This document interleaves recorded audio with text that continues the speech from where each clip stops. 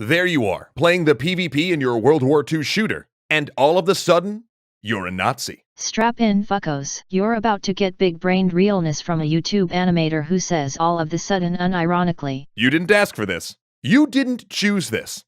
Yet there it is.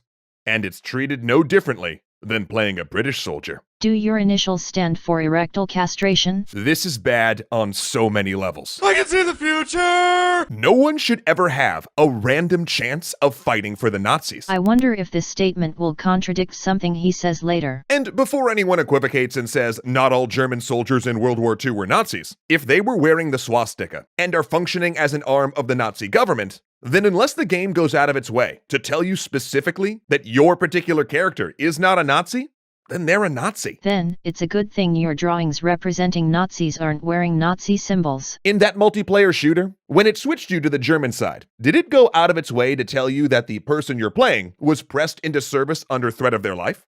Yeah, that's a big ol' nope. Because that would defeat the purpose of fun, fast-paced video gameplay. And judging by your exaggerated self-illustration, fun is your arch-nemesis. Oh, and on a similar note, let's please stop forcing people to play as terrorists as well. I am inclusive in my wet blanket cuckoldery. Worship me as your god. Even if you put aside all of the people who have had traumatic experiences with these groups, who have lost loved ones to terrorists, or who have had generations of their families wiped out by Nazis. I sincerely doubt Esther and her Holocaust Survivor Bridge Club cares about multiplayer shoot-em-ups her grandson is playing in between furious wank sessions. No one should have to put on the costume of an ideology they find abhorrent without actually opting into it in your game. And by making people do so, we get them to stop thinking about it, to stop thinking of the meaning behind these things.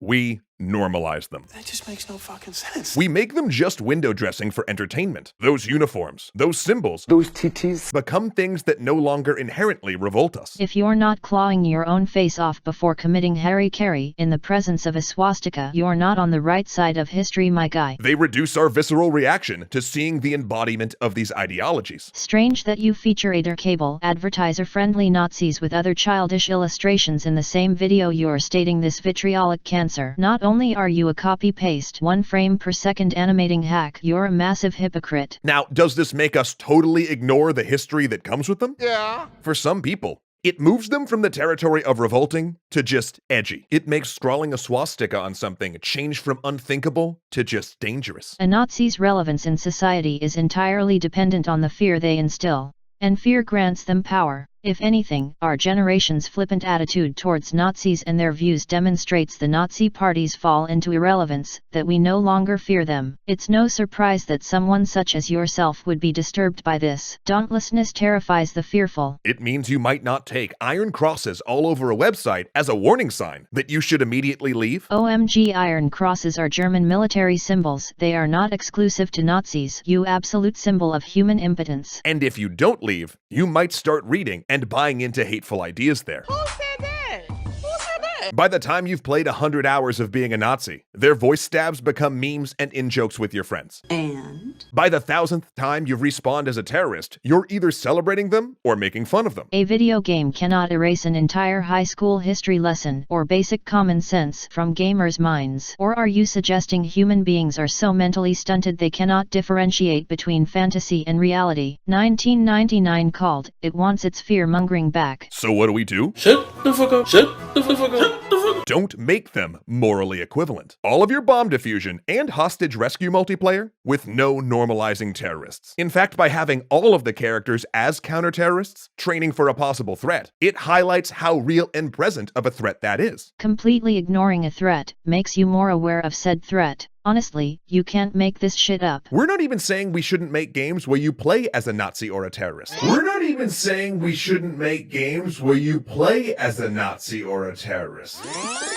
No one should ever have a random chance of fighting for the Nazis. So that was a fucking lie. But what we are saying is that the fact that you're playing as a Nazi or a terrorist in a game has to mean something. Games have to mean something from a guy whose criticism means absolutely nothing. And really, if we are saying anything in this episode, it's this. I'm a faggot and I'm proud. That we think as we're building, not just about the game we're working on, but about the world as a whole. If we can do that, we can take a big step forward for the industry. We can stop helping to normalize Nazis. I don't know how to end this video. The loud ass outro music clouds my creativity.